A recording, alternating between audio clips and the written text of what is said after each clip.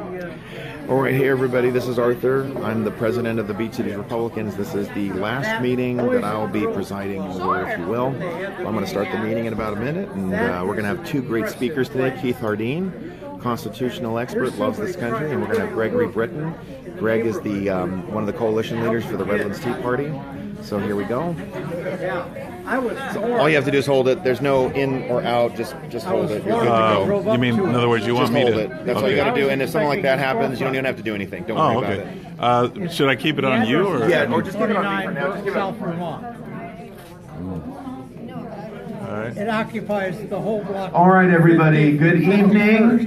Welcome to the November meeting for the Beach Cities Republicans.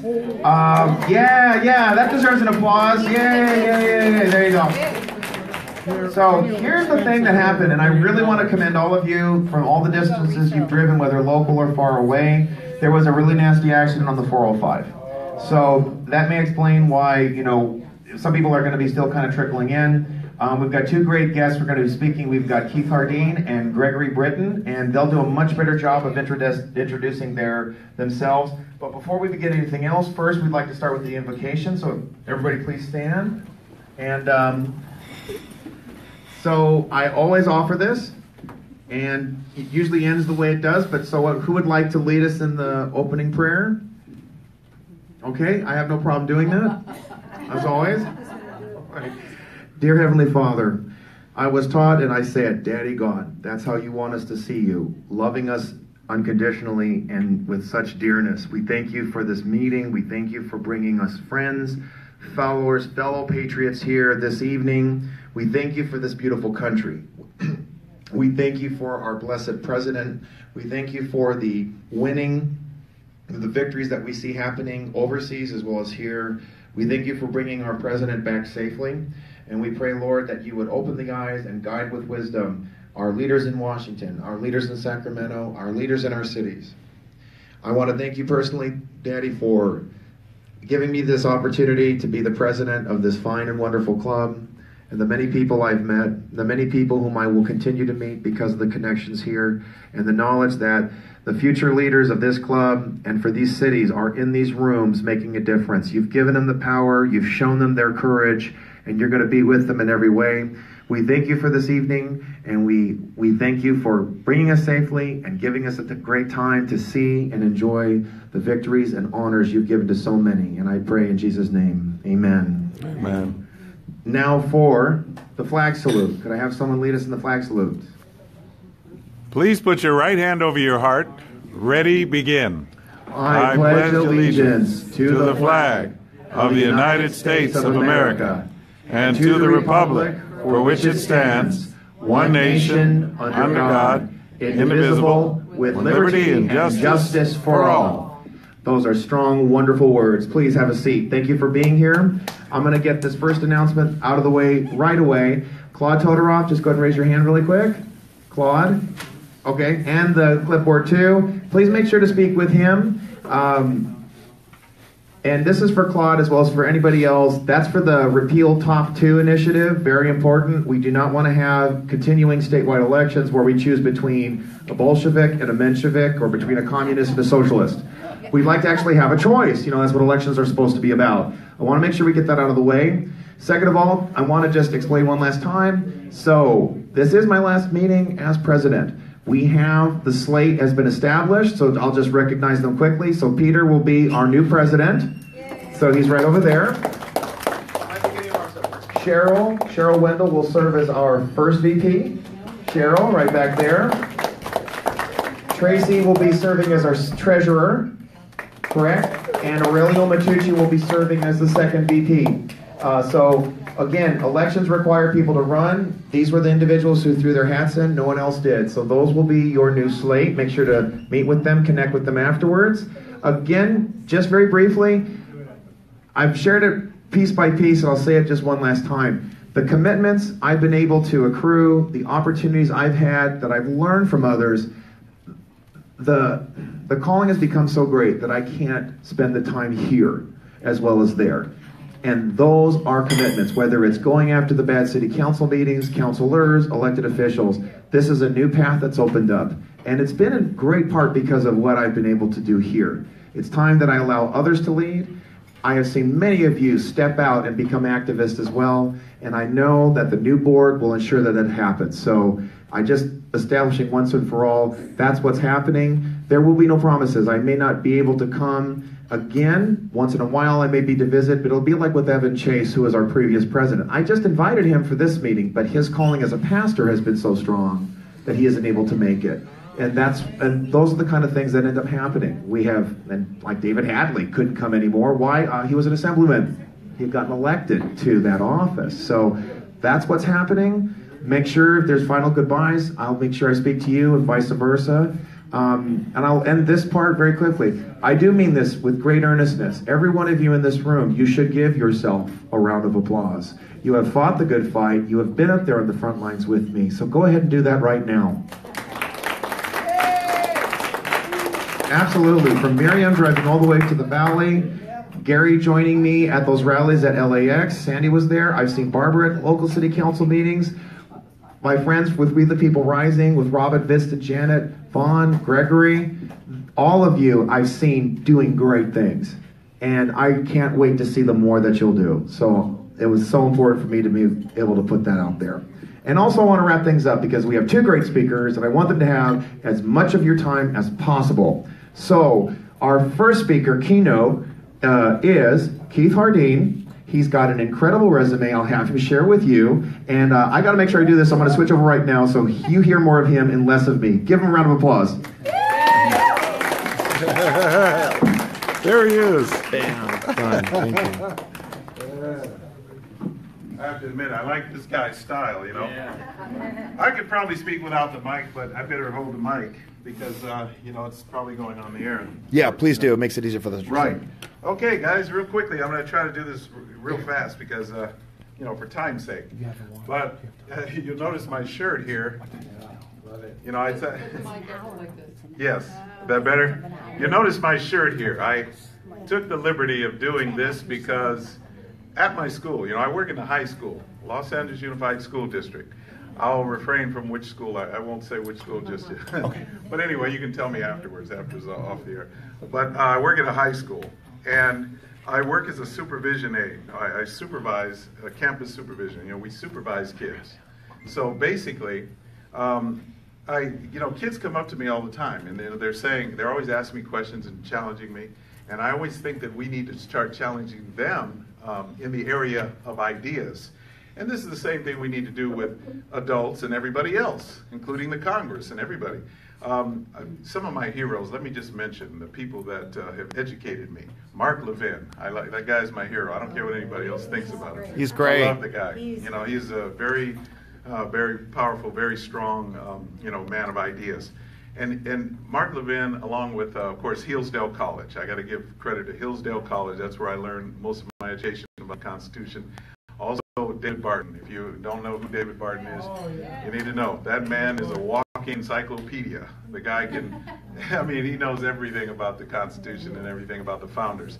And, of course, there was also Claremont Institute in California. At one time, I used to know quite a few people, Dr. Larry Arnn. Dr. Larry Arnn, that's before he became president of Hillsdale. But anyway, those are my mentors. I mean, these are people that I got information from as I learned how to, it sort of revolutionized my ideas and it revolutionized my thinking.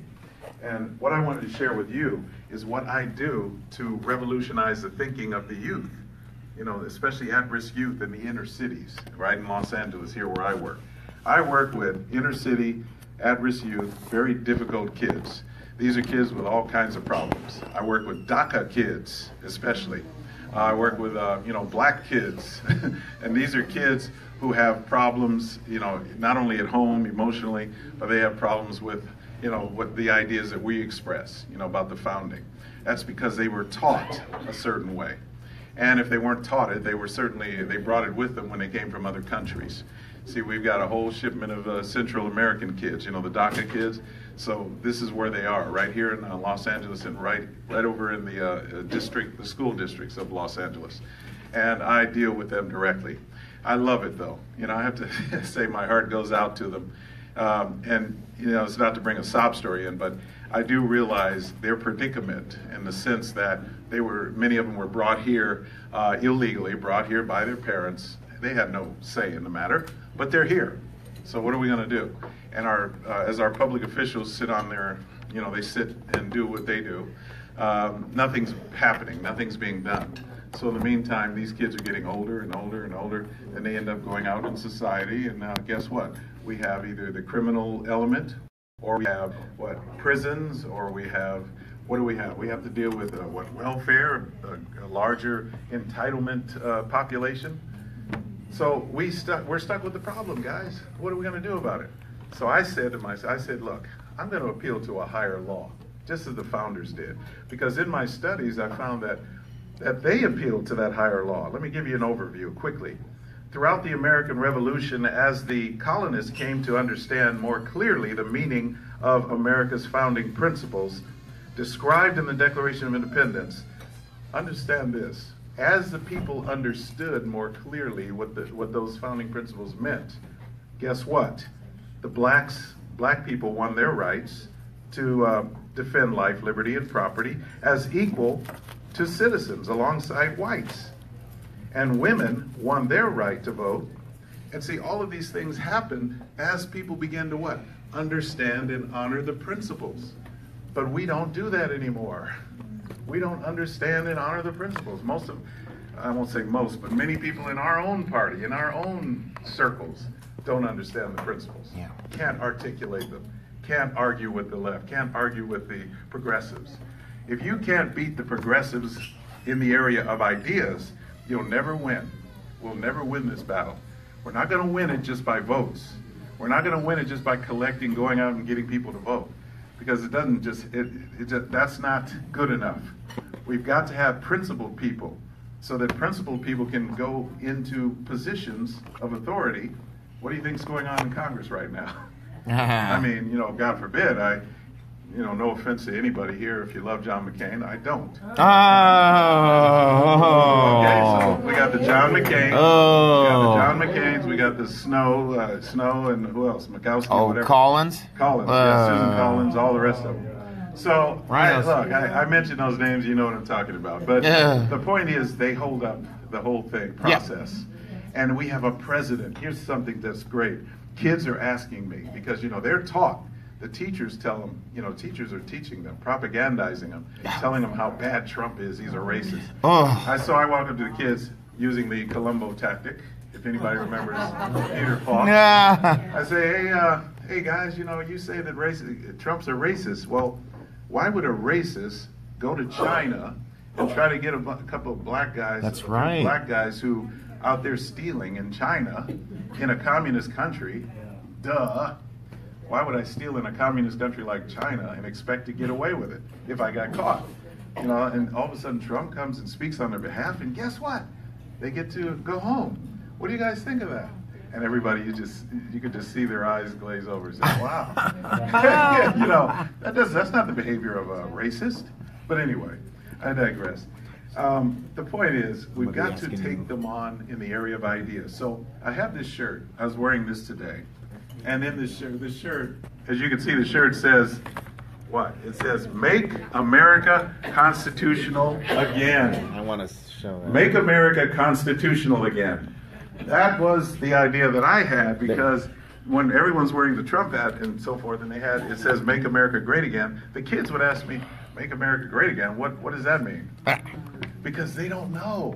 See, you guys know. I mean, we know. But if we can't get the message out and articulate that, our opponents, they're going to win. We're going to lose because we don't make the case of what it means. And even, God bless Trump, I love him, but he just doesn't quite make the case either. But now he's getting better at it, okay? His speeches are better. But at first he didn't, during the campaign, as you know, he wasn't making the case. But nobody made the case. So I wanted to make the case. So I made the case to the kids. I said, make it constitutional again. And guess what? The progressives are going for that. They like this. I mean, I'm talking about progressive teachers. These teachers, I went up against a teacher. She's a PhD, and she was in my school. And she says she's a feminist, and they have a feminist club. We are at the BC's Republicans, which is in Torrance, California. She's got the feminist stuff. She's in charge of it. Oh, yeah, right.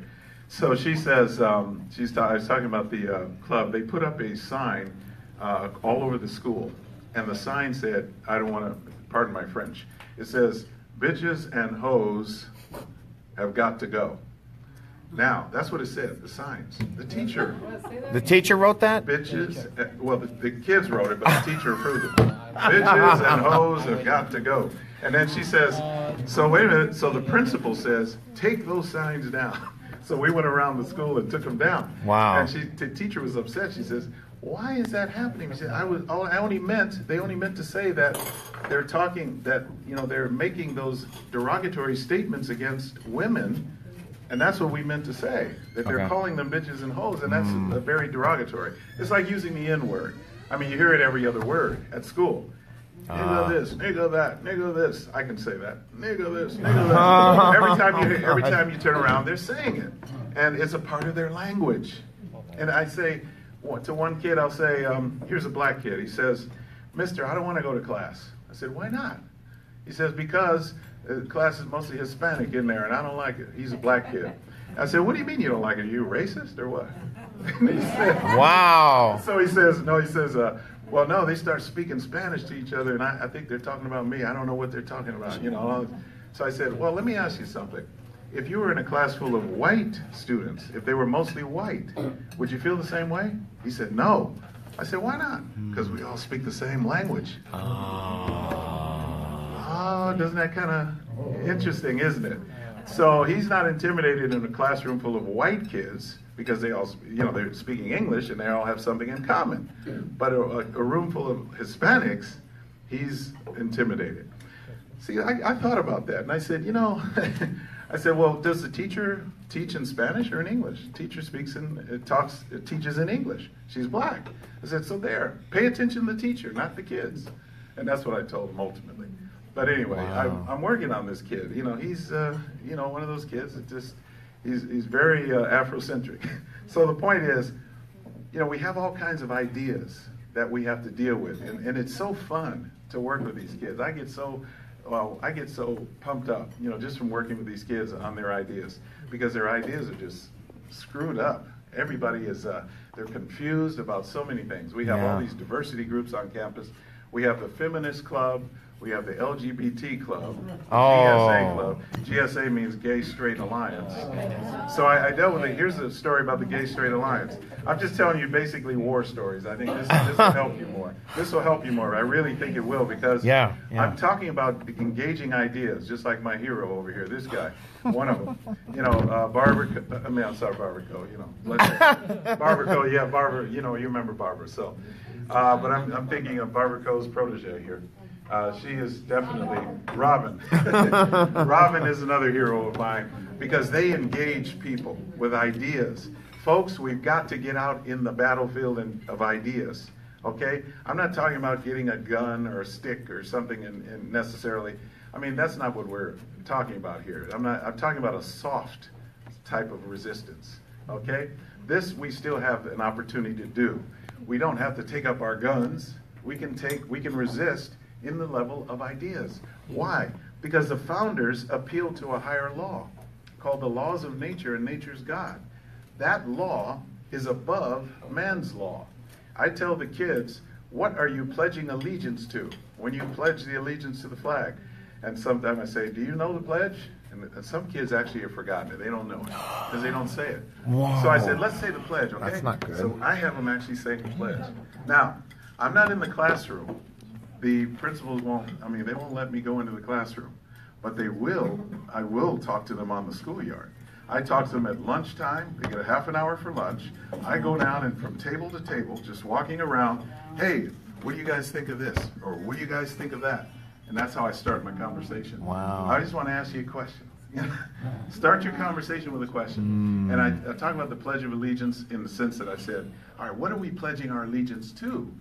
If you're thinking Kaepernick, you want to take a knee. Why do you take a knee? And so the kids say, yeah, he's cool. Yeah, Kaepernick. Yeah, we agree with him. I said, well, what are you doing? What are you taking a knee about? Oh, the oppression of blacks. Okay, who's oppressed? Yeah. Give me some names. No, nobody knows. Kids don't know what's going on. So I say, look, you're pledging your allegiance, first of all, to a higher authority than the state. So that means that if the state becomes tyrannical, now you go to a higher authority.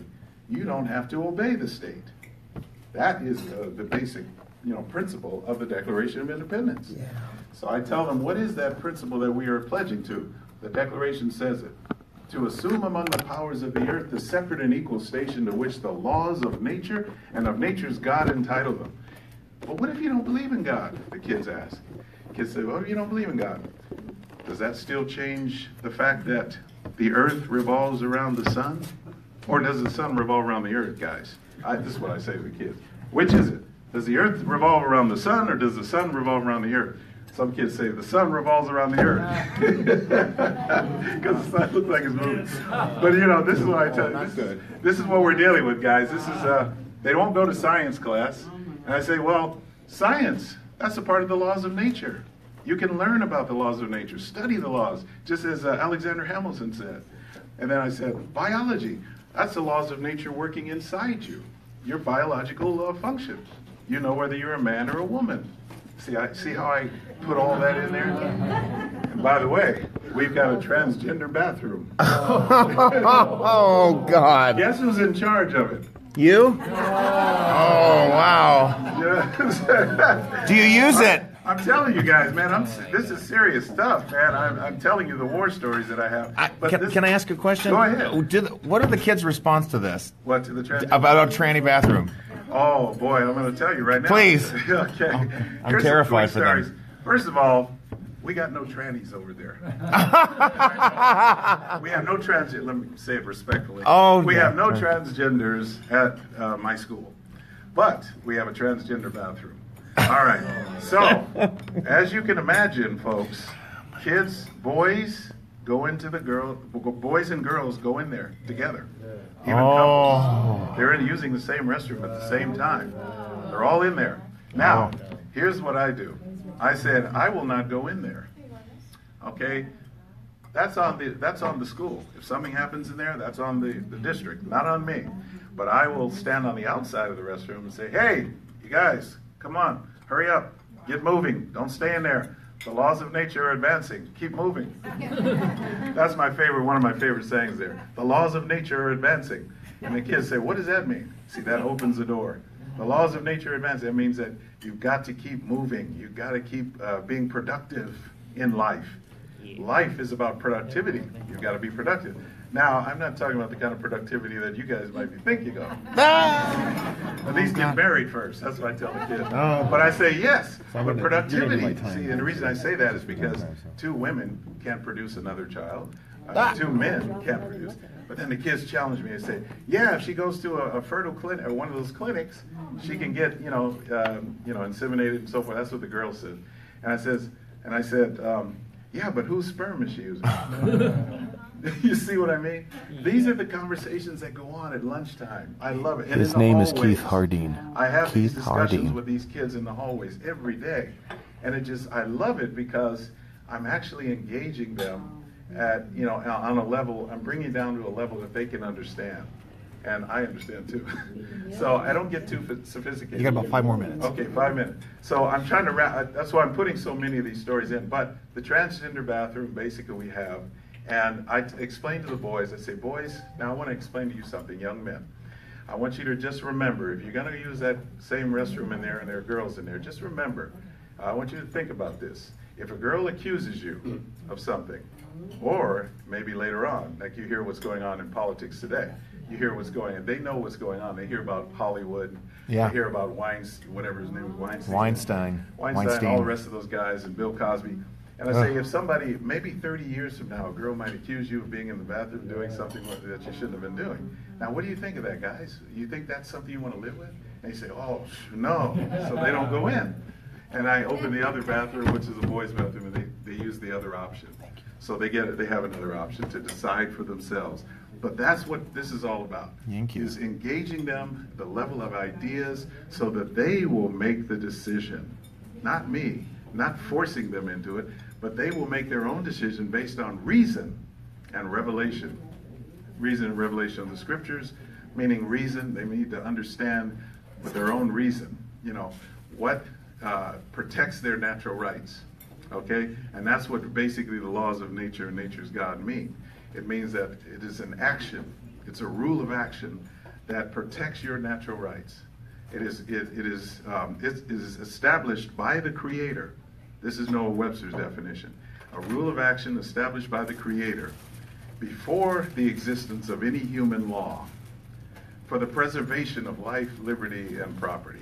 It is to preserve life, liberty, and property. That's what I keep before them all the time. And if you can do that, I think that they begin to understand. And because self-preservation, remember, that is the first law of nature. And every living thing wants to preserve itself. Every living thing wants to live. Everything wants to keep what he earns. By the way, with the tax thing, I just want to say that I love to keep more of my money. If it helps me do that, I'm all for it. But I think that it should be across the board. I just wanted to put that in there because of the fact that property is so valuable to me as well. Yeah. Okay, that everybody keep it. All right, so we had time for 2 questions. Oh. 2 questions, really quick. Wow. Anybody? When you were talking about dealing with the students regarding him being a racist, did you think to bring up the Ellis Island Award he received in '89? Yeah. See, first of all, none of that. Okay, let me put this way in general. And those of you who deal with me all the time, talk to me like my friend Clarence and probably Arthur and some of you guys that we talk, more frequently. My idea is that when you're engaging the progressives, when you're engaging them, facts don't matter. Yeah. You bring up all the facts you want, all that stuff. It has no bearing because they ignore it. It goes right over their heads. They that means nothing.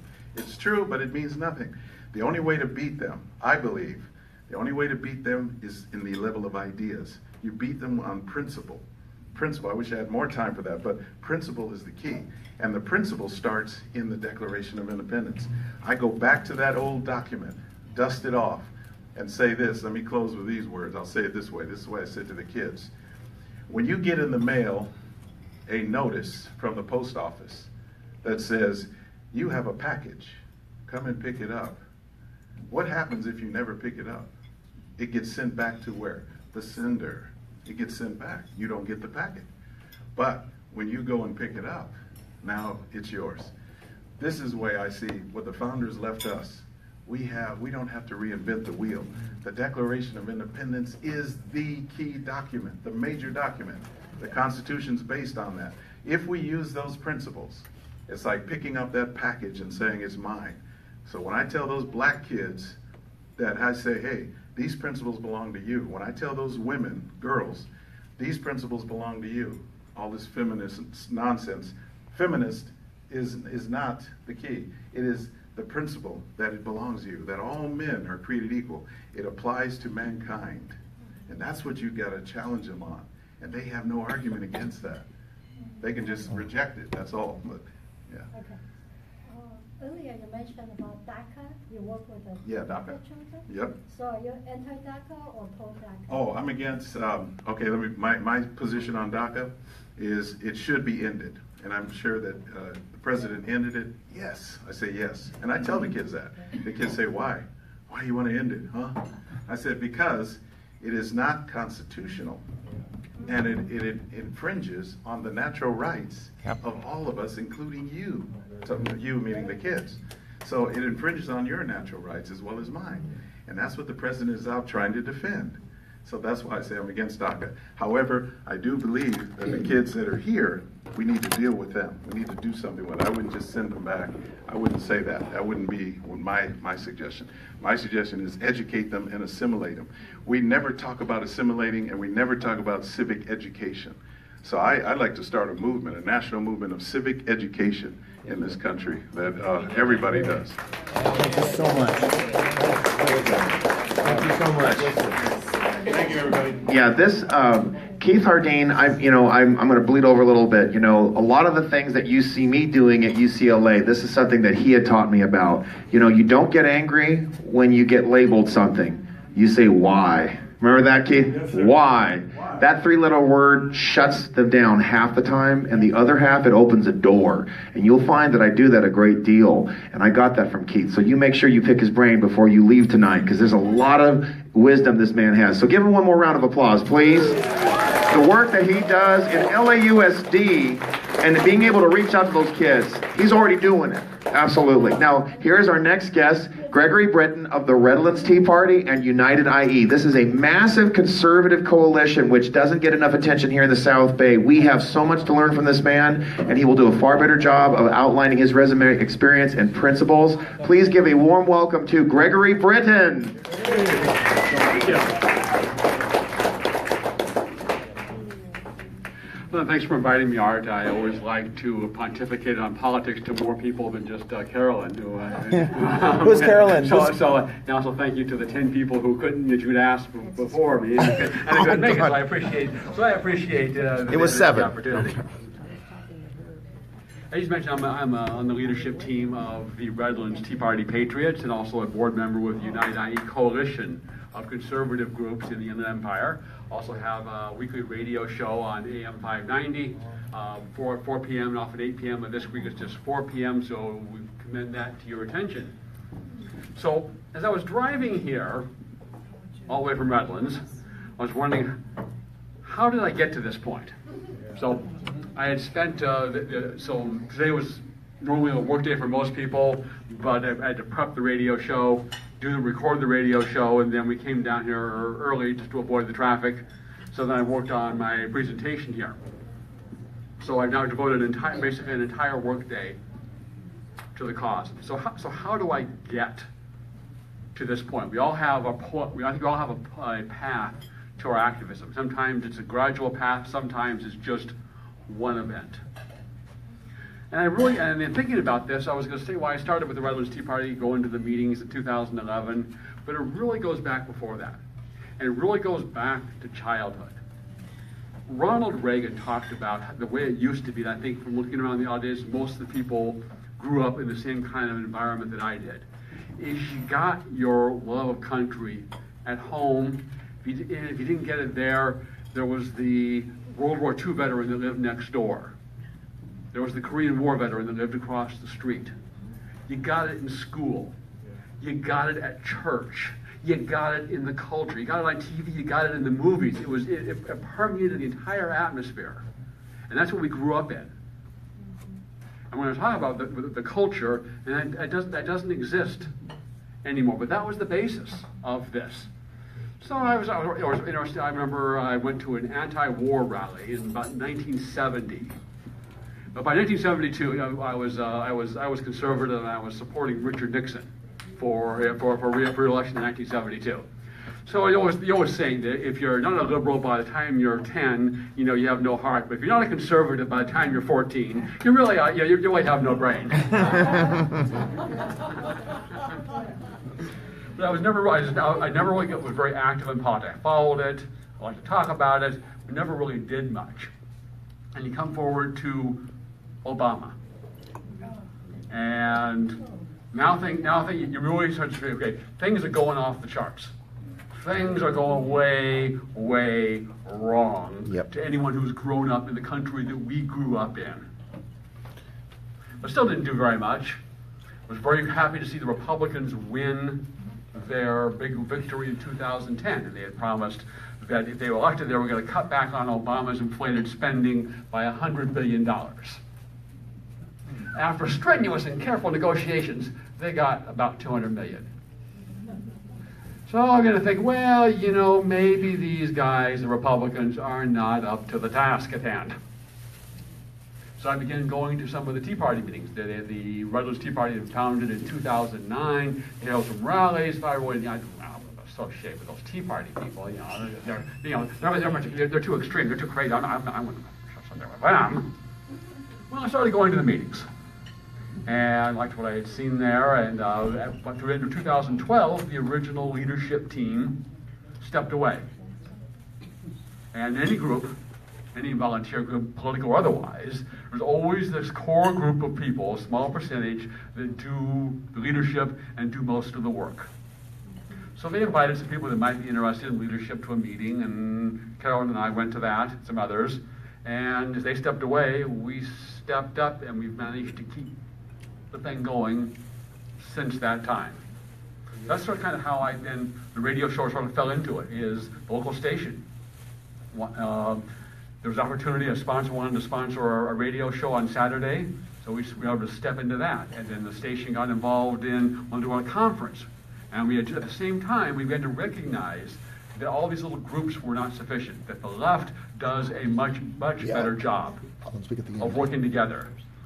The Muslims and the gays and the transgenders and the union and the government employee unions and whatnot, the environmentalists and the green, they all sort of, they have the kind of disparate agendas, but they seem to manage to work together towards a common goal of leftism, of expanding the state and restricting the individual.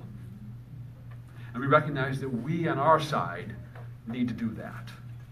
So we formed the Unite IE Coalition, and we'll know more about that later. And it includes Tea Party, some Republican groups, Act for America, Oath Keepers, and others, and people that we didn't even know when we started this in 2013, didn't even know the other groups existed.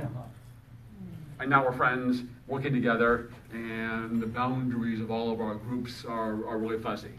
You know, we support Robin and what she does, and she often comes to our meetings and tells us about what she's been doing. We encourage our people to participate with what she's doing, and that's just one example of how the coalition has panned out. So how do we get to this point in our nation? Pat Buchanan summed it up. He says that in a lifetime, many Americans have seen their God dethroned, their heroes defiled, their culture polluted, their values assaulted, their country invaded, and themselves demonized as extremists and bigots for holding beliefs Americans have held for generations. Amen. And for the last 50 years, as this has been happening, what have we been doing? Obviously not enough. Andrew Breitbart talked about we are in a long war for the soul of America. Yes. And the other side has a 50-year head start. They have waged, they've taken a long march, all of the Chinese communists, long march through all of our cultural institutions. Education, entertainment, Hollywood, the movies, the foundations, now many big businesses. They control those, and they control the culture, the cultural underpinning of the country. And we'll talk more about that. Are we even a nation anymore? Again, coming back to Pat Buchanan, quoting a French author, says, a nation really depends on two things. A common past, a sense that we share this common past, and it may not be perfect, but we can be proud of our past up to this point. And a common desire to continue together to do things in the future. And we're losing both of those today. Justice Thomas was on Laura Ingraham recently, and he says that the phrase e pluribus unum. We have a lot of pluribus, but where is the unum? What is the unum anymore? And there really is not an answer to that question. So, what do we have now? So in 2016, the Democrats and the left were going in for their winning touchdown in their effort to fundamentally transform the country. Yes. They had it in the bag. Yeah. And what happened? Trump. But Donald Trump and the deplorables and the people, Lee. by the narrowest of margins, about 100,000 votes in Pennsylvania, Wisconsin, and Michigan, Yes. saved this country from President Hillary Rodham Clinton and continuing the path of Barack Hussein Obama. Yep. And I said back when Trump was still running for the nomination that the easiest part of making America great again is Donald Trump getting the nomination. The second easiest or hardest part is winning the election, and we saw how tough and close that was. Yeah. And now the hardest part is actually doing it. Yep. This is not going to be over in 6 months. It's not going to be over in a year. It's not going to be over in 5 years. It's not going to be over in 10 years. Things are never going back the way they were, where Sunday, church and football, and Saturday, whatever else on the weekend, and you can worry about politics once every 2 years. That's how we got to this point. This requires, and we'll talk more about this, a level of sustained engagement in the long war that none of us have done up to this point. So we are about 1 year into Donald Trump. He was nominated. What's the right word? Inaugurated in January. He was elected in November. So about 1 year later, Obamacare stands and the wall doesn't. And if anything sort of sums it up in one sentence, that's it.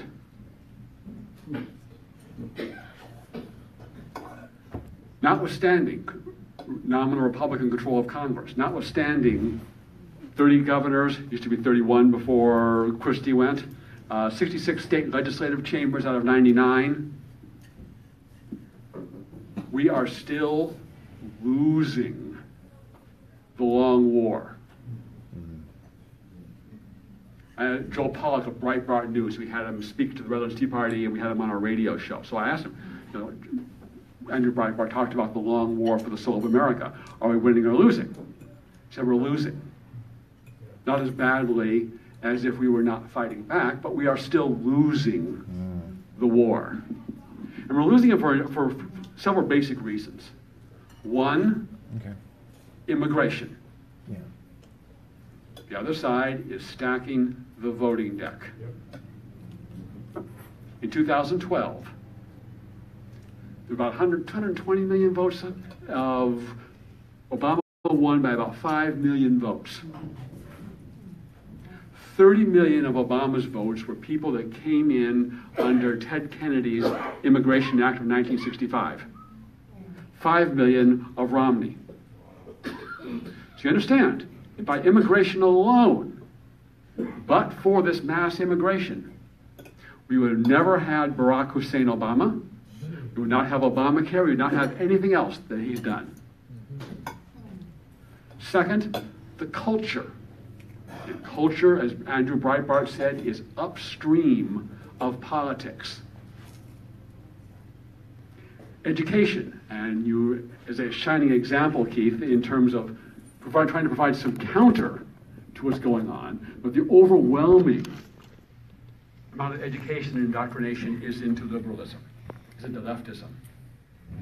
If you looked at the 2016 election, and if only 18 to 25-year-olds voted, Hillary Rodham Clinton would have received more than 500 electoral votes. Oh, God. Horrific. Pretty damn scary. And lastly, we are losing because of our leadership, the ruling class. And it's not just here in America, but throughout the entire West. Not just the government officials, but the bureaucrats, the media, people in entertainment and the big business, the entire ruling elite that thinks they are our intellectual and moral betters, although the record seems to defy that on every count. Basically do not like this country or its people. In Europe, they do not like the country or their people and seek to change them and replace them So for all of these basic strategic reasons that have not yet changed, we are still losing the long war.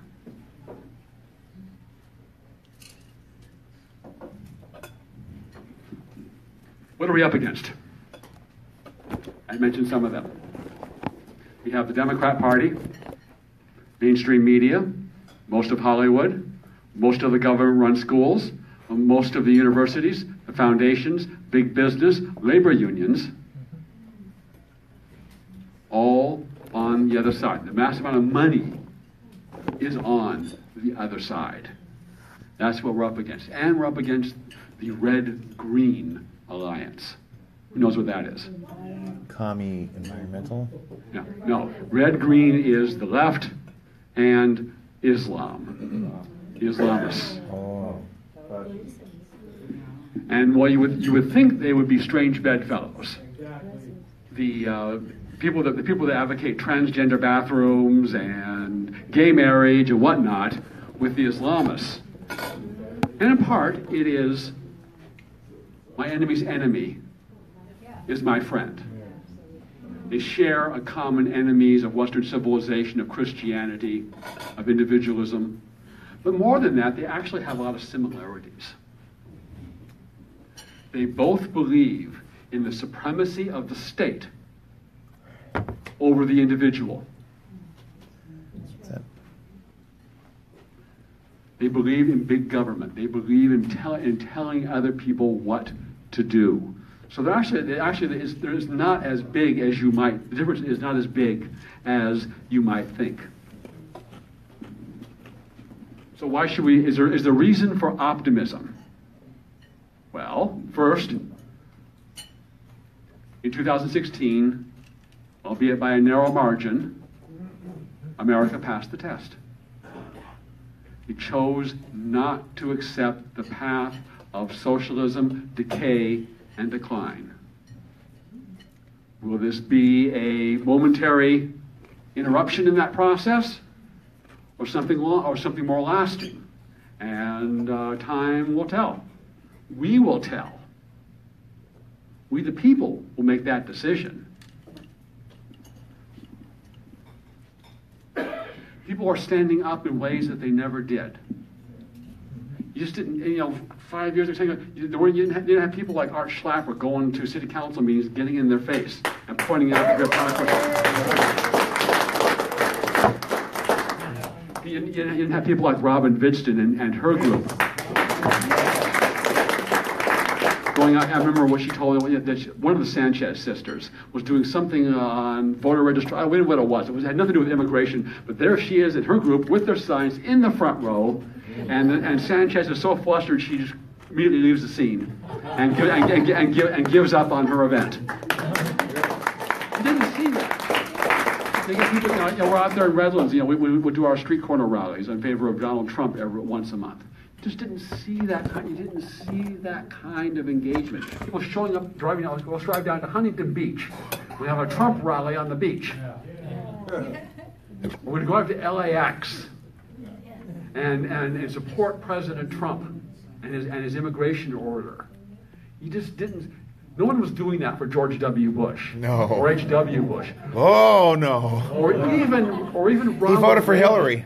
And people were not out there holding street rallies for Ronald Reagan. That's right.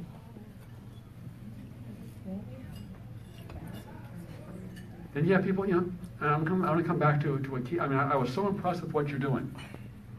And it may be in a small little area, small number of people, but you're there making that difference. You're doing what you can right there. And were you doing this 5 years ago? Yes, I was. Okay. All right. Hopefully there are more people now doing this, and there needs to be a lot more if we're going to win the long war. We have a chance. With the election results, there's a chance to turn this around. We may not get another chance. With all those factors I mentioned, including immigration, because the immigrants vote Democrat and their children and grandchildren vote Democrat 70, 80% plus. Oh, God. So when you're bringing in 1 million legal immigrants every year, plus another 1 to 2 million of supposedly temporary foreign workers. Now, how many of them actually return to their home countries, I don't know. I suspect not all of them. Then you have the illegals on top of that. So you got 40 million plus people in the country. And the lorry. That's part of the million. So out of the million, you have the diversity visa.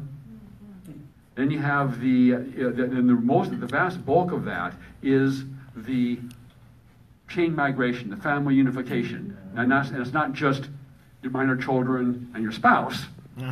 It's your cousin and your uncle and your grandparents and your parents and whatnot. And of course, once they get in, it's the same circle. So you had this recent terrorist that came in from Uzbekistan. Okay. Now, first of all, even as of the day before, he committed the terrorist attack. Had this guy come over here, and he was a truck driver and an Uber driver. So an American was not working as a truck driver or an Uber driver. Of what possible advantage was it to have him here, to America? Zero. Okay. It's not like he's this great scientist or engineer or something that would be of some value. But he was, by this chain migration, he was the source of 23 more immigrants from Uzbekistan. And then from them, who knows how many more are going to come in. Right. And again, so it's like what Ann Coulter said, is that immigration is the most important issue because it determines all other issues. And most Republicans seem totally oblivious to this.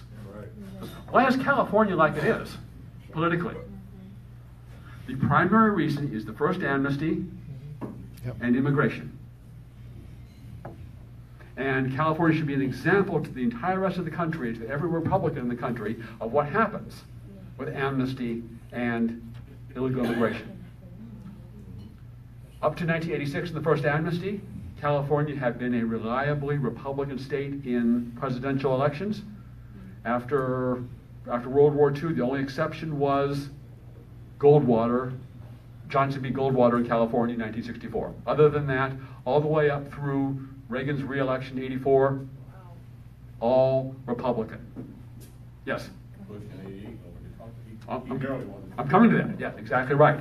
So 2 years after the first amnesty, George H.W. Bush, narrowly by a few points, wins California. 1992, Clinton wins overwhelmingly, and it has never been close since.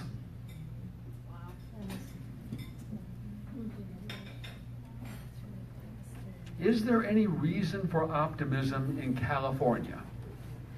And I was talking to some people beforehand, you're like, no, there isn't. Well, listen to some poll results. Is California on the wrong track or right track? Wrong track by 52 to 48. But it's so close. Of the 28% of Californians with children, now think about that. Doesn't that sound like a rather low number? That's a whole other problem. But of them, 61% believe their children will have a better future outside of California. Wow. 88% believe the legislature and the state government is not spending enough time reducing crime. 68% want they're not spending enough time to expand police powers to deal with panhandling.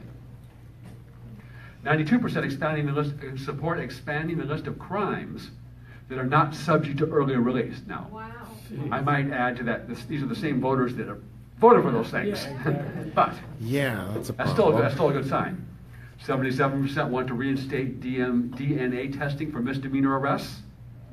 You see what else they did. So if there's some samples from some crime someplace, okay, it may only be a misdemeanor this time, but we'll see what else we have. 76% want to make serial theft a felony again. Hello. Only 37% support cap and trade if it raises gas prices 50 cents a gallon. And regardless of your feelings about Donald Trump, Do you think that his opposition to the political establishment is necessary? This is California, mind you. 54% yes. Good. Of the declined states, 58 to 37 yes. Okay. Generic poll. Do you support a Democrat or a Republican for governor? Democrat 41, Republican 38. It's really close. Jerry Brown's net favorables this year are down 21%. So what you have is a situation here where, because of the lack of opposition, of effective opposition by the Republican Party, Yes. is the Democrat legislature is far to the left of the general population. Now, California's population is not Texas, it's not Alabama, but it is not as far loony left as the California legislature. So therein lies an opportunity. And of course, now we have the California Republican Party. Yes. Oh well. Oh, you could hear that. Views of the Republican Party are not much better. So you know, millennial, Latino, so you know, about 75% have a negative view of the California Republican Party. Yeah.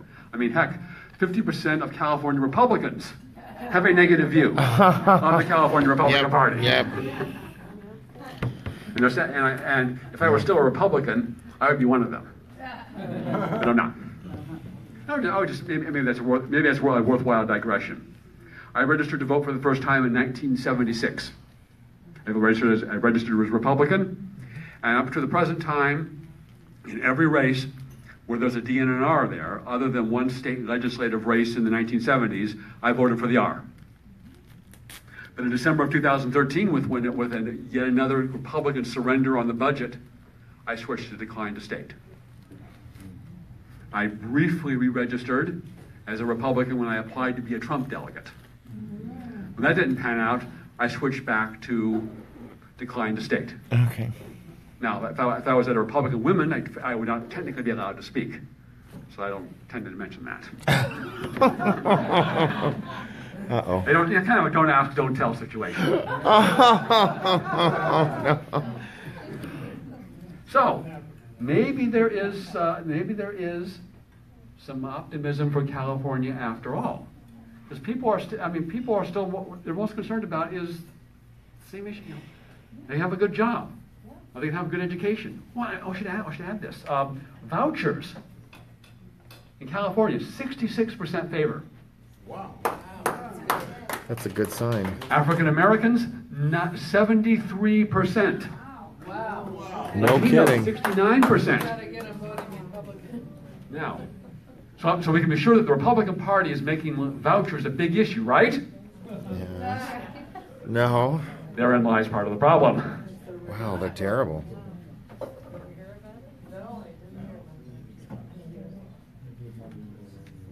If we're going to win the long war for the soul of America, there are two necessarily intertwined MAGAs. One that we most frequently know, make America great again.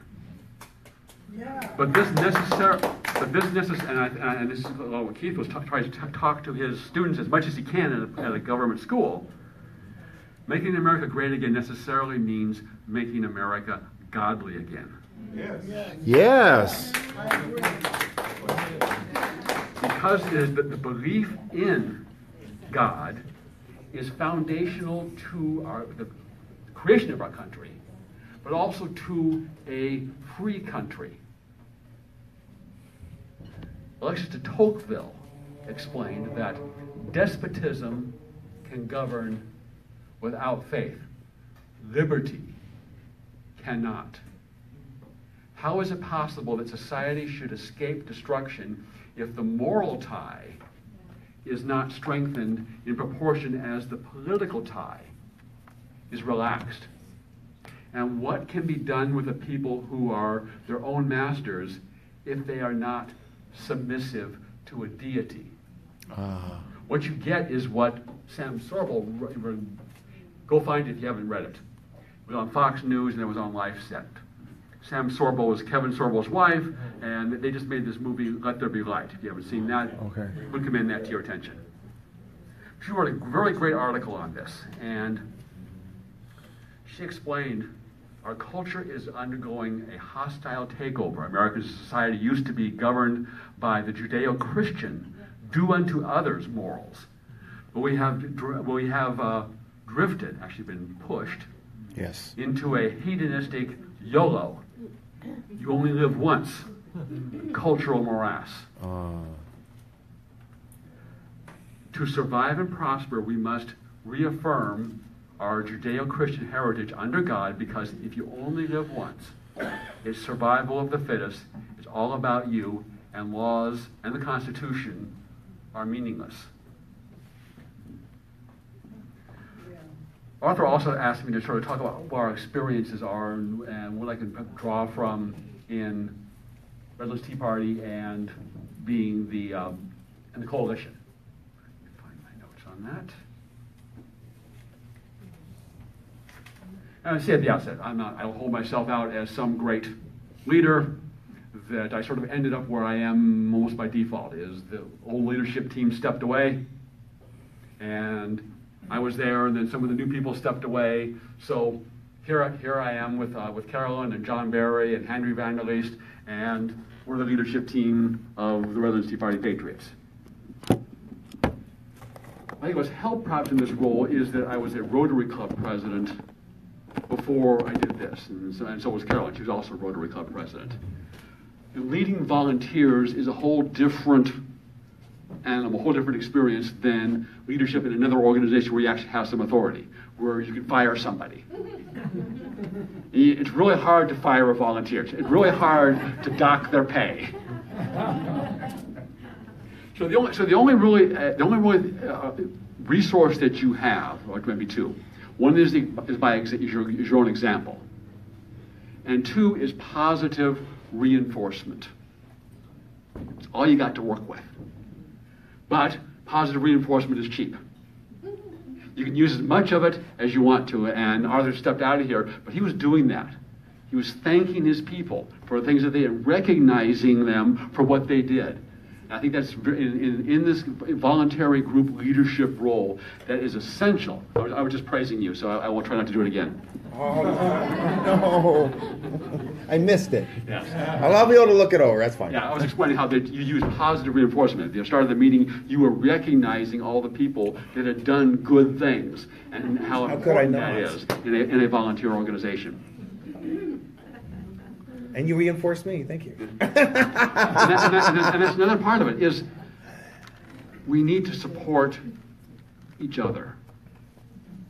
And that means supporting their events when you can. There are all limits to what we can do. We can't do everything. But if you can support their events, support their events.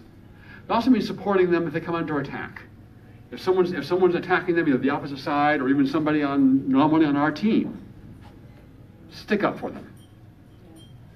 Let them know. If you think they're doing a good job, let them know that. I mean, we should all be in this for the cause and not ourselves. We're also all human beings. And it's nice to have the recognition of your peers that they appreciate what you're doing. Support emerging leaders. So if somebody wants to take something on, they're willing to take something on, let them do it, encourage them to do it, give them the opportunity to do it. And even if it's not something, that's not a project that I would necessarily want to jump into, or maybe not doing it quite the way that you want it done, when you're dealing with the volunteers, if they're doing anything, you go. We take our patriots as we find them. Everyone's going to have their own strengths, their weaknesses, and idiosyncrasies. And there have been times when there was internal dissension on our leadership team over this. And it wasn't so much on anything of substance, it was on personality, it was on the idiosyncrasies. And we sort of managed to work through it, and some of those are no longer on the team. We have to recognize this, and that Art has certain things that he does, and goes out in people's faces and so on. And there's absolutely a place for that. But other people that's not going to be what other people are going to do. That's not going to be other people's style. But does that mean, does that mean, I know there are patriots that do not want to associate with art. Believe it or not, he's a little controversial at times. Who, me? Me? Controversial? No. You may not have seen that in him. No. Me? Trouble? But there's a place for that. And whatever you're able to do, there's a place for it. And we have to find ways to cooperate and work things together. And where's my other note?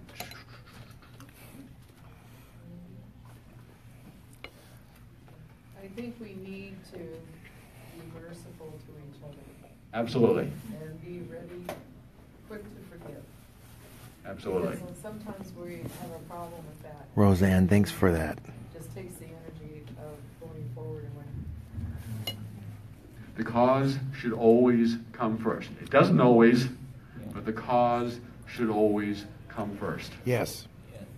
And you're always going to find a range between people that are self-motivated, looking out for themselves, versus the cause. Maybe it's from the range of 0% for the cause, 100% for yourself, all the way over to 100% for the cause and 0% for yourself, and no one's ever there. There are people going to be scattered along that spectrum all along the way there, and you recognize that.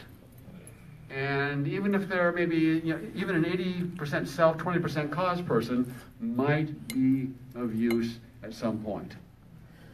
You just have to understand what they are, understand human nature, and work with them as best you can. So what can we do here? We're all trying to figure those Yes. percentages. 50-50. Depending on the day of the week. You can contribute money. You can attend rallies, online activities. Attend your city council and your school board meetings. Yeah. Know what they're teaching to your children and grandchildren. Yes. Transgender. Volunteer at your children's or grandchildren's school. Perversion. And you have that opportunity. Maybe you put in that little question. You put in that little remind them of the Declaration. You have that opportunity. It comes before you. Build relationships with elected officials. There's both an inside game and an outside game, and they're complementary to each other. Not everyone's going to be good at one thing. Some people are going to be very good. If you know her, Kathy Ponce from Fontana. She is a master of the inside game. She knows all of our city officials, and she's able to exert influence over them. Other people aren't going to be as good at that.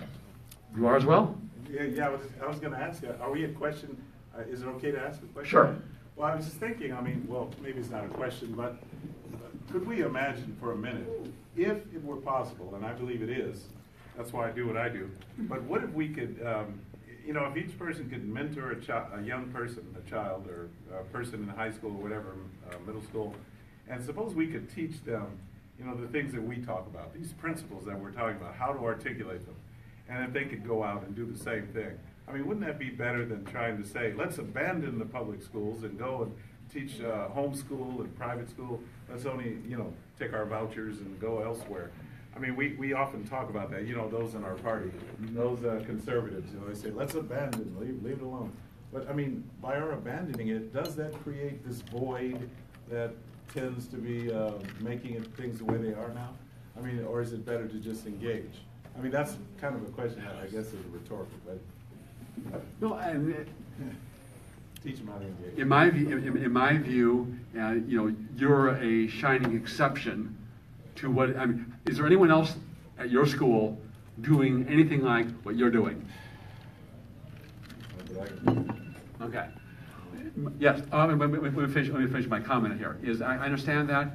My view is that, and this is way above the pay grade of everybody in this room, is that. Like with media, we created our own alternative media, and we undermined the existing media. Yes. Yeah. And in my view, is trying to take over the government-run schools again is the political equivalent of World War I trench warfare. That maybe, maybe you advance a little bit, but it's expensive, it's time consuming, and it's not like in prior days, you just go run a slate for the school board, and you now control your local schools.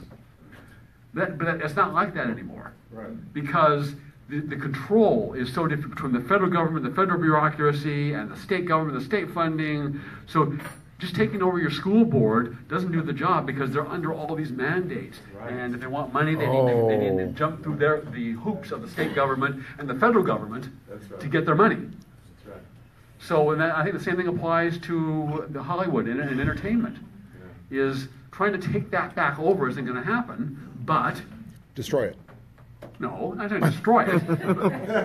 Well, they're doing a good job by themselves, aren't they? Okay. Harvey. But just like with me, just like with the media, is to create alternative institutions, and that is already happening. Okay. Because the ability to make a high quality movie is becoming less expensive. You just look at an example, Let There Be Light. Yeah. They made that separately. They didn't make that through Hollywood. And so other people can do that, and as part of that is we need to support. What we can do is we can support conservative media. Dinesh D'Souza is another example. He's made these movies. So we need to support that when it happens. And I would say, if you can make progress in the government schools, great. And I commend you for doing that, because in that small circle of people that you're able to influence, you're doing a wonderful, wonderful job. Is that ultimately a solution to the overall? And I'm not sure that it is. Yes. The idea of supporting is so important to me, and I think that one of our outstanding achievements has been to adopt the college young Republican groups. And if you have any opportunity to do that, I think it pays off. Terrible. College Sorry to hear Republicans, or what's the name of the group? Young Americans. Young Americans for Freedom at the University of Redlands that we've partnered with on some projects. And then there's a very good club at the University of California, Riverside. Absolutely. Orange Coast College is having fantastic speakers. Can you announce that? Yes, on November 28th, the Orange Coast College Young Republicans group has bringing in Star Parker as a speaker. So that should be on Facebook, and supporting them would be a good thing to do. At this club? And it's Wonderful. free. Oh, that kind of price. There you go. But that leads into something else. Is Are colleges worth the fight then? Even I if think the same thing applies in college. Is replace and undermine. Never leaving aside the indoctrination that goes on universities. Just on price, universities are ripe for competition. A friend of ours, Sean Flynn, who's a professor at Scripps College of Economics. He's a good guy. He's actually running for Congress against Pete Aguilar this year. And his tuition at Scripps College is $58,000 a year. it's nuts. Would you care to guess what percentage of that goes into faculty salaries? 80? 10%? Close. 15% of your tuition goes to faculty salaries. Okay. The rest of it goes into overhead. Oh my God. Separate and apart from the indoctrination that goes on in universities, they are ripe for competition. Okay. And this is beyond our pay grade here, but a conservative university that charges a quarter of that price doesn't have all the administrators, doesn't have all the buildings, may not have the fancy gymnasium and the plush lawns and all these kind of things, but is able to offer better quality education at a quarter of the price. Oh, and by the way, it would offer pro-American education. Rather than hate. Would have an enormous competitive advantage. So, how many groups, you have this group here, do you know all of your other conservative groups in the area? Yes. Okay. Are you working with them? Yes. Good. I think that's exactly what we need to, that's what we've done out in the Inland Empire, and that's what we all need to do we can't be little groups. We need to work together like our opposition does. So I'm going to leave this here. We'll open it up to questions or comments with 3 quotes. Oh, I'm sorry, one more point and then 3 quotes. The other element, necessary element, I believe, to win in the long war is we need to employ our wallets, purses, and remote controls. Right now, business is afraid of the left. That needs to change. Yet, 60% of the buying decisions in the country are by conservatives. The business needs to be afraid of us. Like Target. Yes, Target, letting boys go into girls' bathrooms. For example, and we'll come back to culture. Oh, sorry. There was what was it? Family Guy? I don't watch modern television, but okay. Ugh. In this one, Jesus appears as a character in the program. Oh, brother. And he's lonely at Christmas. Dad's going away to the timeshare with his girlfriend. So, and as the story unfolds, so let's say the guys take Jesus out for a beer, where he reveals that he's a virgin. So they set upon the goal to get Jesus some experience. Oh, brother. And eventually, there's a deal is reached that Jesus will give the father a new easy chair if he lets him sleep with his wife. Are we really? Where's this going? I'll tell you where it's going. Okay. First of all, this is an element of what's happening on TV. Yeah, so if I was to say, the cultural decay. Look, up in the sky, it's a bird, it's a plane, it's Superman. Or if I was to say, just sit right back and you'll hear a tale. A tale of a fateful trip. It started from this tropic port. Aboard this tiny ship. This is what culture does. This is embedded in us. These stories are embedded in us from the get-go. Okay. And with the example I gave you of Family Guy, and there's a lot of other examples, is what's being embedded in the current generation. But what would the advertisers on that program felt comfortable advertising on that program. I mean, what would happen if the following day that they advertised that, they supported that, there were 25 million telephone calls from enraged Christians and Americans saying, how could you possibly support that kind of program? Crap. Make a difference. Now, 3 quotes. Edmund Burke. Nobody made a greater mistake than he who did nothing because he could only do a little. Theodore Roosevelt. Do what you can with what you've got where you are. And Keith is a brilliant example of that.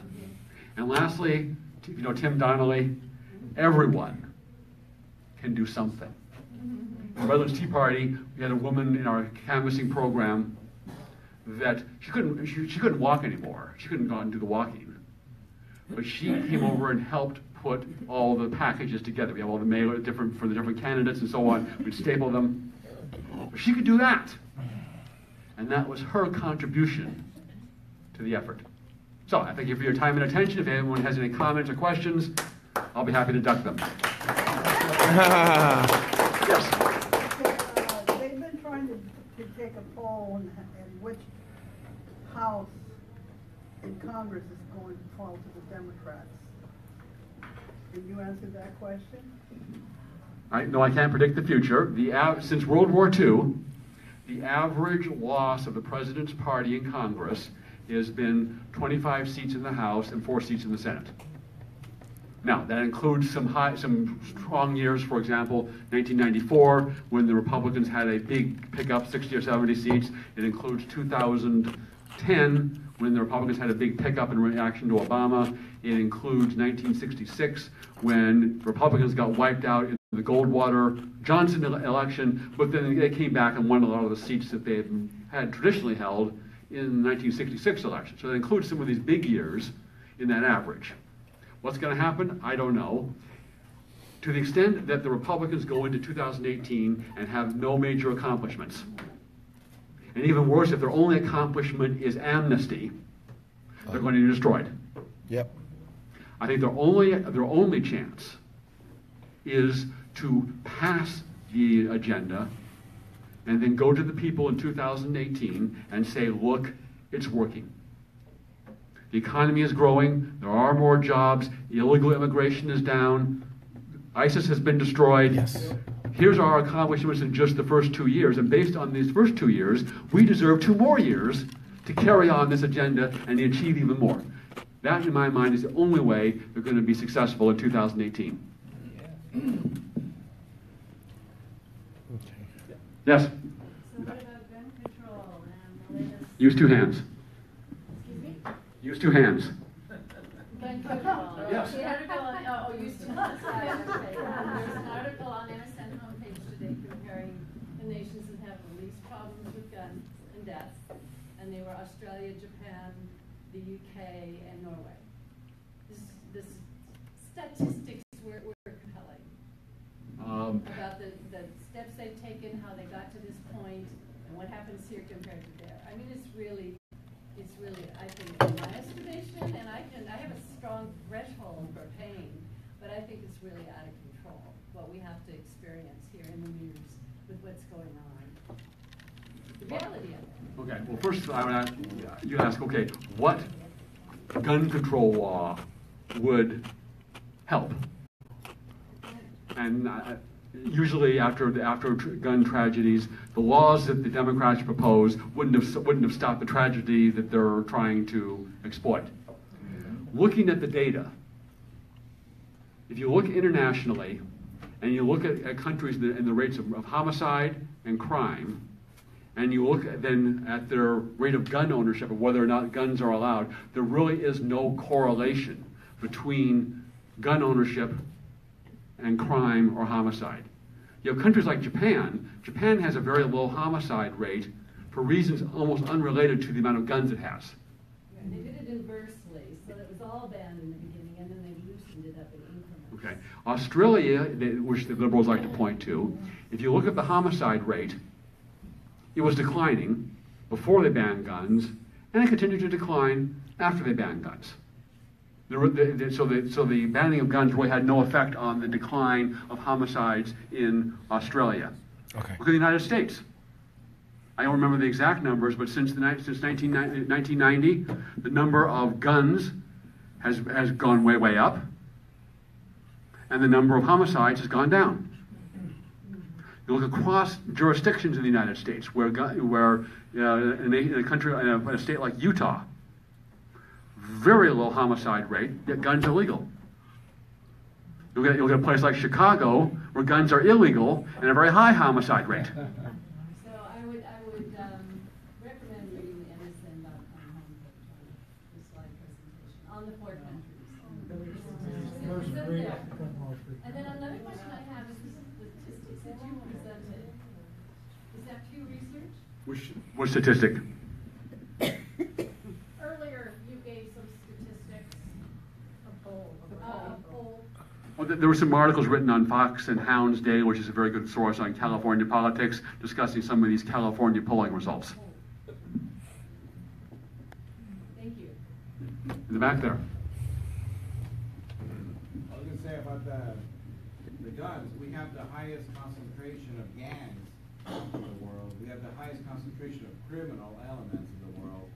And I think part of the homicide rate is from people that illegally own weapons, and also included in those death by guns. In the studies, they always call it death by gun, but how many of those deaths are in self-defense? So it's not always a homicide if you're defending yourself. You have to count those deaths also as death by gun. Well, the statistics also often include, we say, if they just use the term death by guns, they're also including suicides. That's right. And that's one saying suicide is good. That's a whole other issue than crime is. And if someone is determined to kill themselves, and if they don't have a gun, are they likely to find some other method to kill themselves other than a gun?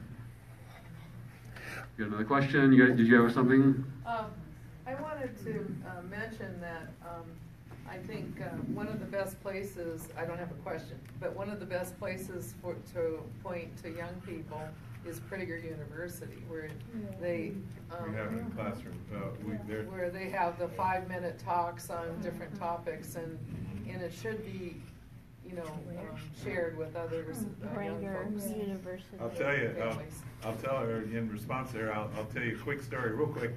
In one of my schools that I was at, a previous school, the teacher it turned out was more conservative, and he's a math teacher. So we used to sit and talk at lunchtime. At lunchtime during lunch, the kids would come into the classroom and sit and eat lunch. So he put on a Prager University video, and the kids loved it. There you go. And we used to talk. And so he asked me. Now I'm not exactly the math whiz. That's not my specialty. But some of you who are very good and well versed in math, maybe you can come up with this idea and help me out on this. But basically, he wanted to have, you know, how you have word problems in math. You do a word, you know. Tommy had 3 apples and blah, blah, blah. Anyway, we wanted to use the 3/5 clause of the Constitution and talk about, you know, fractions. And saying, how much of the black person is 3/5 human?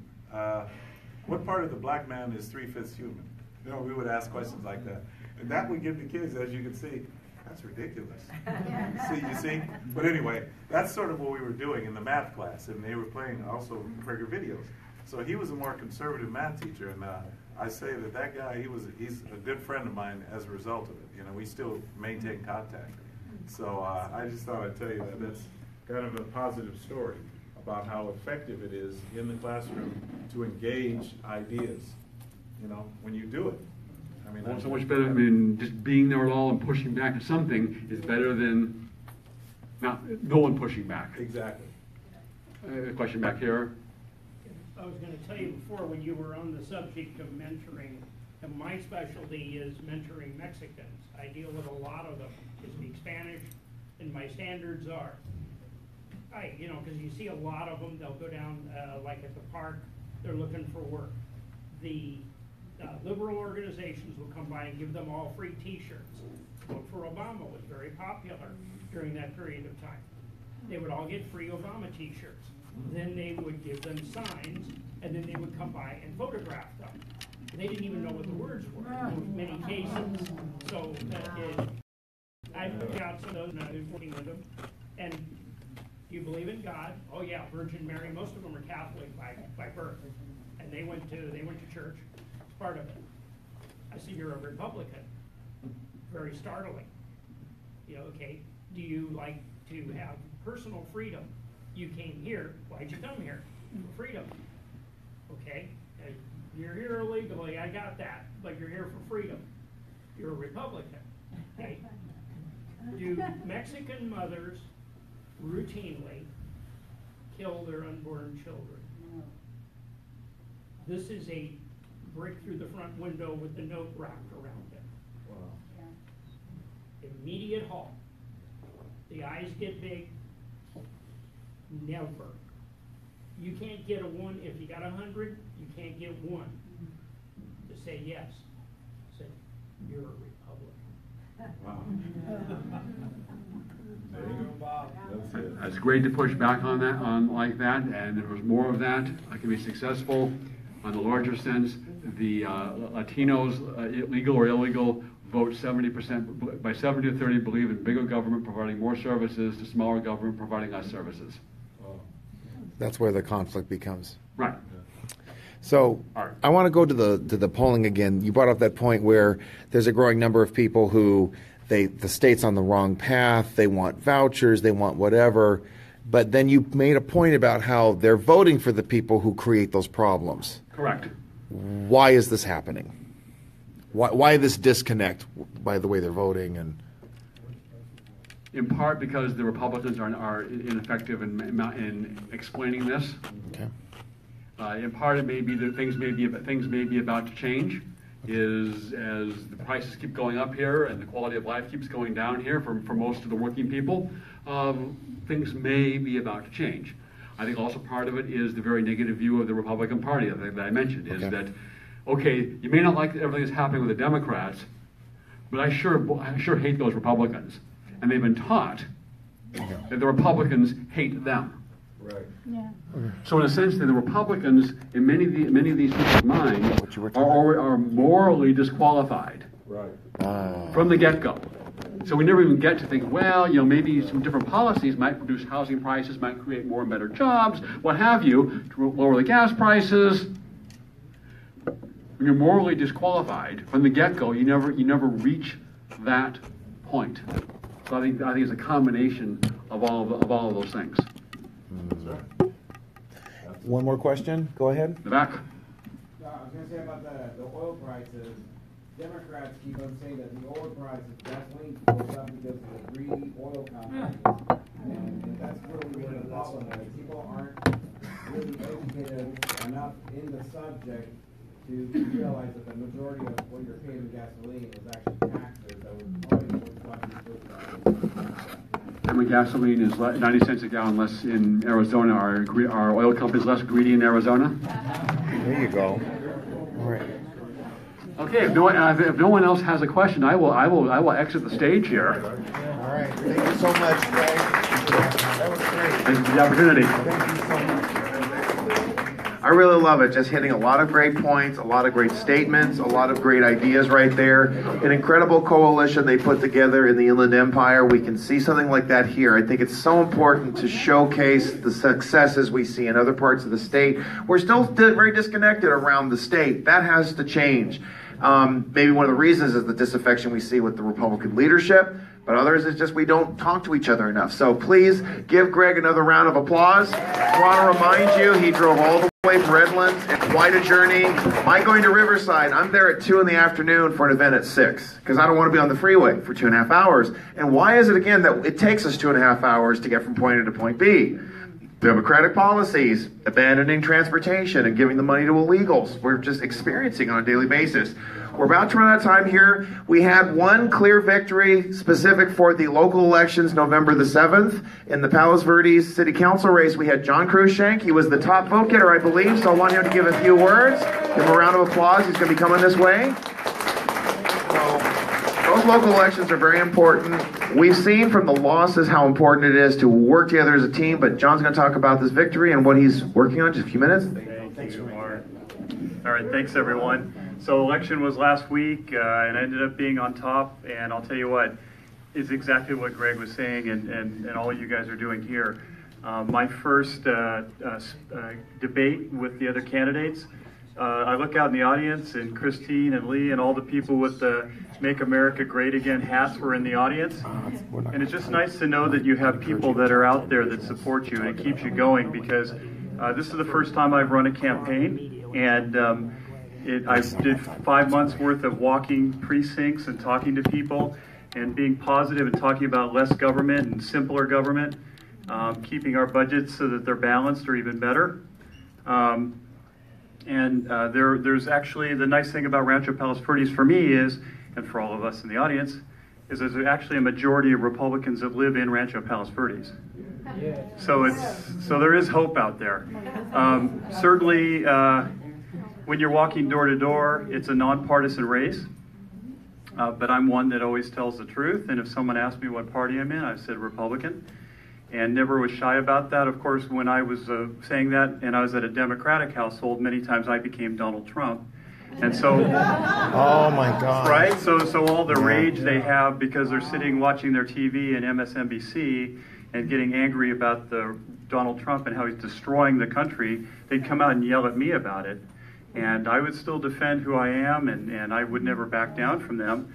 I wouldn't get angry at them, but I actually felt a little bad for them, to be honest. Yes. But I had a lot of people come by their house and ask me what party, and I'd say Republican, and they would just be super happy. And so we'd have nice chats. I think what happens, and we all have friends like this, we all get afraid to say who we are and be honest about being Republicans because we're always attacked everywhere we go. And so instilling the values, I think there's a lot of people, and it's not just Republicans, a lot of people out there believe in government being simple and understandable and not spending more than it needs to spend and just doing the right things for our communities. And that was the message I had out there. I did end up winning by 900 votes over the second place winner, or second place person, and I was 1,200 votes over the next Democrat. So it was a nice victory. The Republicans turned out. And so I guess the message to you is that there's probably people in this audience, or you have friends out there that you think one day they could be our future leaders.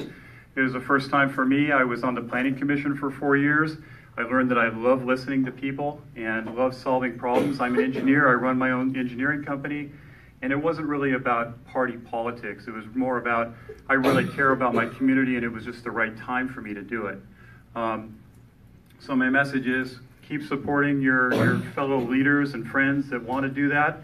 There's lots of people out there that want to do that. Of course, I mentioned Christina Lee. I wanted to mention my friend Aurelio, who's in the back, who's running for Torrance City Council. Right? So we want to see another first place winner back there. But I will say this, that every step of the way, people like Aurelio and others in the audience here, they came to my events and they supported me and they sent me emails and they kept me on their Facebook and all that good stuff. And all that stuff matters, because sometimes you just feel really alone out there. You know, you're walking door to door, and I didn't have a lot of people walking with me. I was walking alone. But I knew that I had lots of backing behind me, so I never felt alone. And I knew that the message I had was the right message for our city. So with that, I felt empowered every step of the way. And so hard work, believing in yourself, and then supporting our friends and family and neighbors to do these sort of things and step into leadership, I think, are important. And so I appreciate all your support. And I'm a new member of this group. And so I'll be attending these meetings, and I'll come back and let you know I get sworn in on December 5th. It's up in Hess Park, so if you guys are up in the area and you want to come, and you can even wear all your Make America Great hats, or that's fine. So it's at 7 o'clock. 7 o'clock is the swearing in. The other gentleman that won with me, Eric, this is what I believe about him. I'm not 100%, but I know he was a registered Democrat, but I believe he's now a declined to state. And I think in 2 years I'll be able to move him all the way. That'd be really good.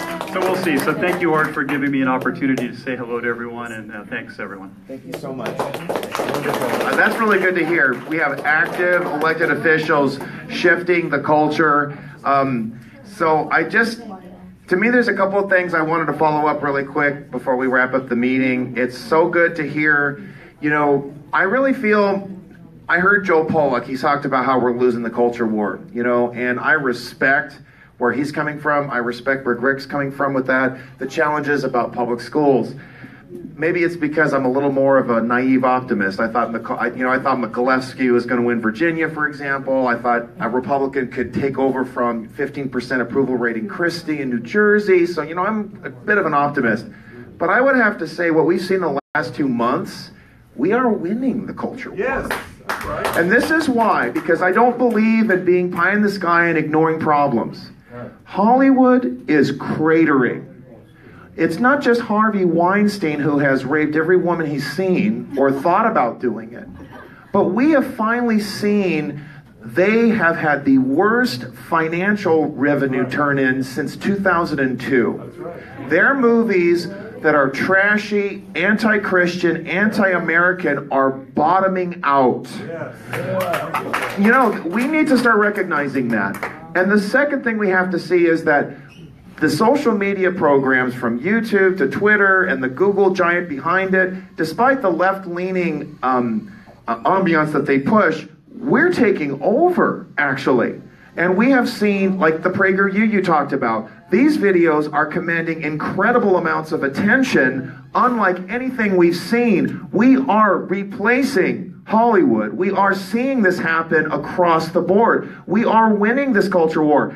And the thing is, with the media, it has become so, it's like an epic fail every day. How many of you can look at a headline that says something negative? It'll be like, Republicans are about to cave on Roy Moore, or, we've got the Republicans in Alabama are thinking about becoming Democrats. Your first instance is now, this is garbage, I totally don't believe this. I mean, that is not just instinctive, though, for Republicans. It's instinctive across the board in our country. Right. They have seen how corrupt and fraudulent the quote-unquote mainstream media has become. And this Roy Moore thing, the massive smear campaigns against Judge Roy, and yet we have new media, independent journalists who have uncovered, like the yearbook scandal, a fake signature, 2 different colors of ink. You have independent journalists actually investigating this stuff and saying fake. Or when you've got a 14-year-old, this woman, I was 14 and he did something illicit to me 40 years ago? Really? And now you're talking about it? Now, the political establishment is just as cowardly as they were 20 years ago.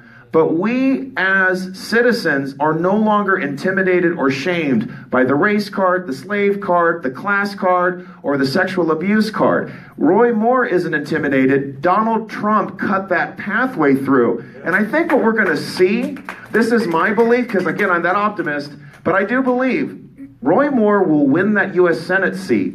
And you're going to see a major media conglomerate completely crash. And that will be the Washington Compost. Because you have a Senate candidate who says, I am going to sue them for libel. Gloria Allred, yes, I'm saying this publicly, cover your kids' ears. She is a litigious whore. She's a legal whore. And the problem is, she's gotten away with it. She's not going to get away with it anymore. That has changed because of what Breitbart has done. You've mentioned that. We're seeing these institutions shifting considerably in our favor. We need to look at that. We need to recognize there will be some political losses, but the culture war, I believe we are actually winning it. But that's up to us. It's not up to Trump. At the end of it, he'll be there for 8 years. Yes, I said 8. Especially as these leftists keep throwing temper tantrums in the streets, destroying public property, etc. They just keep adding momentum to this president, regardless of what Congress does or does not do. So this is what I'm going to shift really quick. I can give you really quick 1 minute. If you wanted to come up and make a quick announcement. Did you want to make an announcement? Really quick. Okay, because we got to wrap this up. Come on up. So he just really came to my attention. I wanted to make sure we took care of this. All right, here you go really quick. Bob Burchett. I'm building a response to the Daily Breeze article. It came out last week. John Chang, our treasurer, went on record that he wants a company or companies to build armored transport to haul the money from all the pot shops. Now, for the record, I'm violently opposed to the marijuana trade. But if you can't beat them, I can haul their money and make a lot of money doing it. And I'm looking for top talent. We're going to rent them ATM machines. We're going to haul their money. We're going to employ the guards out of the Long Beach VA. I've already got people in the Masons and the Elks and others and the VA to get my guards from. We're going to hire and train them. We got the NRA people that are teaching, that'll teach them to properly shoot and train them. I own an armored truck. The guys will tell you that in the NRA. I got 2 more available. I've already got the banking facility. Anybody that wants to join and be a part of the board and be a part of this is a license to print money. They wrote the law. We can get their money, and we can use it against them. Thank you, and I'm glad that I made that exception for him.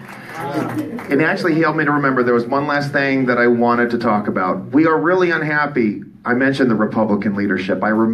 We had 8 Republicans cave and vote to extend the cap and trade program when we just heard the stats saying that people oppose it. Lots of people. 80% oppose sanctuary cities. That's another statistic that should rock us from the bottom to the top. And lots of people hate the gas tax. That was another poll that just came out. So that repeal is looking very good. what we have to be prepared for and no longer listen to the naysayers. This will be the last thing. And it's great because I'm now leaving as president, so I can say all the crap I want about Republicans in elected office too. Not that I hadn't already. Joseph Turner has been knocking down the cap and traders one by one, going into their very illicit personal histories. I have no problem with that. Devin Mathis is probably going to step down because he's been accused, he's being investigated for sexual assault against a staffer. We have Sodom and Gomorrah in Sacramento, and it's on both sides of the aisle. So I've been telling Joseph, you need to focus on Democrats too. But we're going to have to prepare that we see ourselves as Americans, as California citizens first, and then as Republicans next. When we have to be prepared to knock out rhinos and not listen to people saying, oh, you're tearing up, you're destroying the party. No, we're actually purifying it and making it strong again. That's what needs to happen. There's nothing wrong with that. And we've seen Chad Mays on the run. We're seeing Devin Mathis. The County Central Committee demanded him resign. This is what we have to be prepared for. And it's not even about purity. It's about, hey, you made a promise, you keep it. If you don't keep the promise, you're fired. It's as simple as that. And when they see that kind of integrity restored, then the Republican Party gets a brand that people appreciate and people want to get behind. Yes, Claude, really quick? Yeah. Joseph Turner's going to speak at the TLRA meeting on Sunday. He's going to talk about illegal immigration. It's over at Torrance Airport, 3 o'clock. Hope you guys can come and join us. Yeah, and you know why you should also go there? Because I'll be speaking there too. Okay, so, well, no, but truly, we'll make sure, I actually urge you all the more, every one of you should be there, because what Joseph is doing, I've gotten in charge with. He's gone beyond just standing on doing all the things. Picketing, standing on corners, knocking on doors is important, but the stuff that Joseph has done has opened my mind. He needs to talk about that. You need to hear about that. Make sure you go to that meeting. Anything else? Yes? Arthur, why don't you be the leader of the GOP?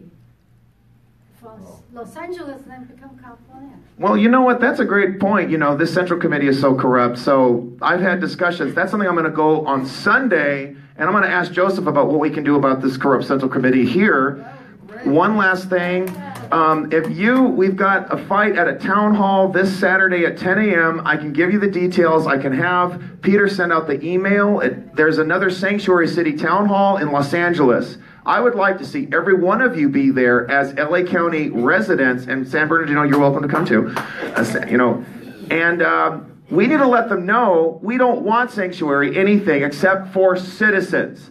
Peter, I'll give you the details. Check your email boxes for that. It's an event at 10 a.m. this Saturday. So you see, you just can't stop the activist in me. That's what it's all about. So it's going to be in LA. It's going to be on Adams Street at a church.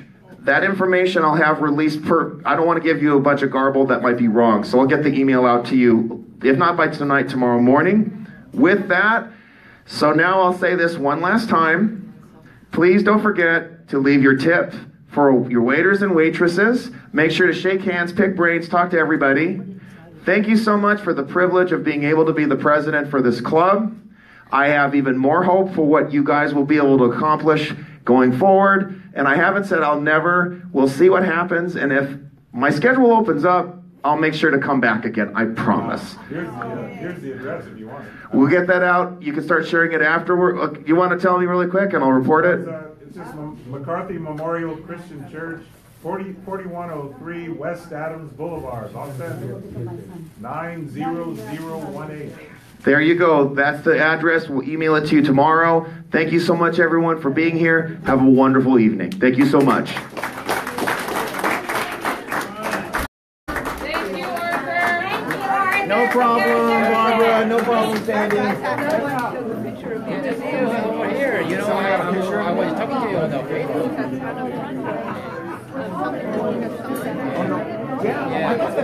Yeah, that was a really good song. Yeah, I know you. That's on the YouTube video. Sometimes you get beat up, I already I really wanted to do that. I'm glad you were there. It was Sarah event. That was awesome. So I just accepted it. I know you got to take off. Thanks for coming. I really appreciate it. So, thank you for being here. I really appreciate it. I got to turn that off. Give me a sec. Oh, sorry. Greg, I know how to. Still going. I'm sorry, folks. Yo. It's been good. Thank you so much, Randy. See you later. Take Thank care. you. Give me a sec.